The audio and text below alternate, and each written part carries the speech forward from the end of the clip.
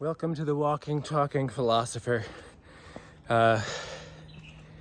Today I'm thinking about habits and how hard it is to change as a human being, especially when you've lived many years on this planet. And like right now I'm going through some changes. I've been staying up late watching media and sometimes binging on food, whatever is available at these bewitching hours in which I have no self-control. And I think about other people who maybe, they're older, heavier, just to even have less of a control of their situation because everything is super painful to even start. It seems to me that it's a problem because fixing these things isn't just one thing. You don't have a silver bullet. It's a holistic change. You have to change your entire lifestyle to get the change to happen. And so, while I might want to, say, oh, just go to bed early. That'll solve everything. It won't. You got to go to bed early. You got to stop watching media. You got to stop binging. You got to exercise. Like all these things have to happen together in order for the changes to happen. Like I have some lower back pain and it happens because I'm not exercising and I'm not taking care of my body properly. And because, the sleep isn't hurting, it's kind of hurting me too. So it's a holistic change that needs to happen. And if we don't give ourselves that time, that full spectrum of shift, and we don't really get there.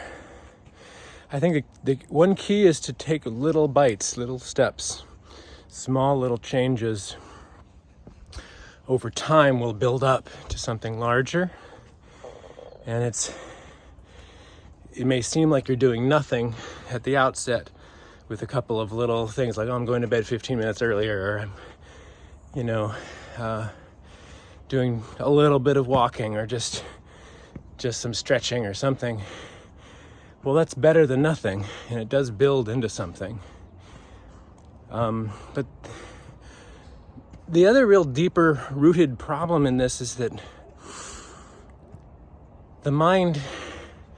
your mind might be set up to be upsetting you on a regular basis. Your mind may be a terrible master, a terrible tyrant, and that what you're doing, these coping mechanisms like eating and watching TV, are a way to avoid the mind's sort of miscontrol of your system.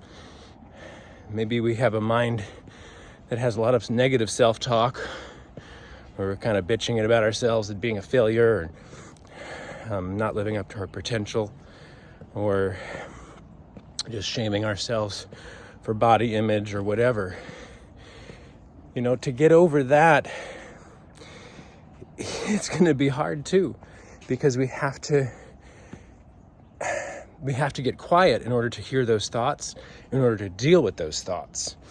And if we're in a cycle of constantly avoiding them because we're binging to shut down the mind, watching TV to shut off the mind,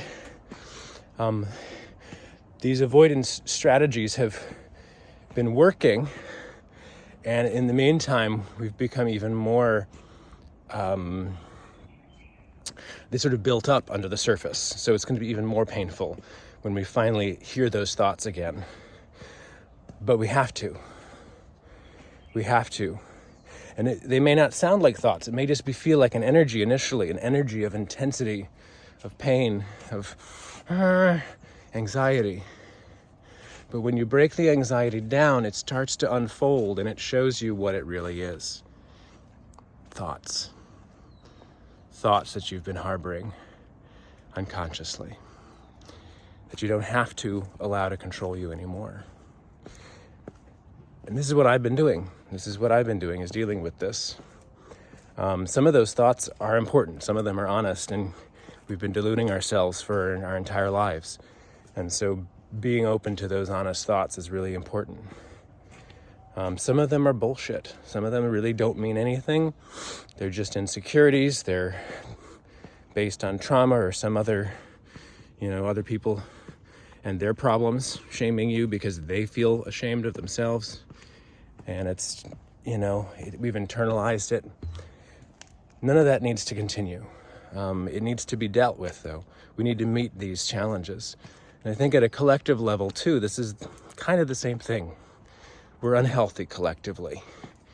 We've got a pretty out of whack, dysfunctional culture where we sort of suck resources out of the planet and use them to force our way, completely ignoring the holistic system of the planet, the ecosystem, how things interrelate with each other. Like, no, we're just going to burn that, and we're going to, make a whole bunch of this and throw it in a landfill and dump this stuff in the ocean, even though it doesn't biodegrade, even though there's no use in the ocean for this stuff. We're just going to keep doing this because it's cheap and we make more money. Yeah, and this is the kind of short-term thinking that turns us into very unhealthy people. I think I've been using food as an individual to force my body to feel energy, to force myself to do stuff. And my body's rebelling. My body doesn't like being forced to do stuff.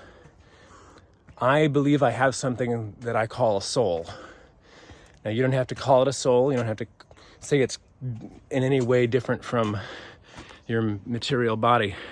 I don't think it is separate from my quote-unquote material body. I think that soul is an aspect of human beings, an aspect of life itself. But it's kind of about flow. It's about not forcing anything. It's about being in flow with the whole system.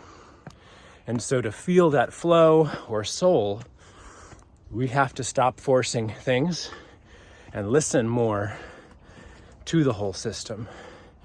And when we do, sometimes we'll get the productive results we want, sometimes better than what we've ever done before. Flow state is a superior state to other work states. Professional athletes, professional musicians, all sorts of professionals say flow state's the ideal. That's where you're going, if you can do it. But if you shut down all your senses, you shut down these negative thoughts, you shut everything down and force yourself through some sort of material manipulation, be it food, medicine, self-medication, even over-exercising. There are all sorts of ways that we can try to force our will upon our body. Well, my body is rebelling through this clever Aikido move. So I try to give it food to boost my energy so that I feel productive. So I feel like I'm in a productive state of mind so I can work on stuff late at night. And so what the body does is it goes, oh, you're going to feed me? Okay, I'm going to eat 3 times what you're offering me to shut you down. So the mind just goes, and it works. The body's very clever. It's figured out how to gum up my plans of domination over my body. I speak in these terms that are sort of dualistic, my mind and my body, only because it would seem right now that I've got this dichotomy going on, that we're not in sync, we're not in flow. Ultimately, we are one, but I think it helps me to communicate one with the other while we seem dysfunctional, in the hopes of bringing us back together in simpatico. So that's what I'm working on. And I think that this is, again, what everyone else is working on at some level, is being integrated, being whole, being healthy. And that we live in a culture that doesn't really support this idea, that the whole culture is kind of out of whack with the same concept of force, that the mind is in charge, it's going to force everything to happen, and the body's just going to take it. Well, that's not really reality. That's not really how nature or life functions. And it's going to catch up to us. It's already catching up to us. So let's think in more systems, holistic systems ways, and think about our bodies and our changes of habits in more holistic systems ways. You're not going to diet and change your life. You're going to change you're going to change who you are with food. You're going to change your relationship to food permanently. And that's going to change your life. You're not going to become fit because you went on a 30-day challenge. You're going to get fit because you change your relationship to exercise. You make it a game, you make it fun, you realize that you enjoy this, that you long for the endorphin rush that you get afterwards. You're going to find that you have less pain, or you have more stamina, more energy, because you're consistently exercising. These are the changes. These are the real changes.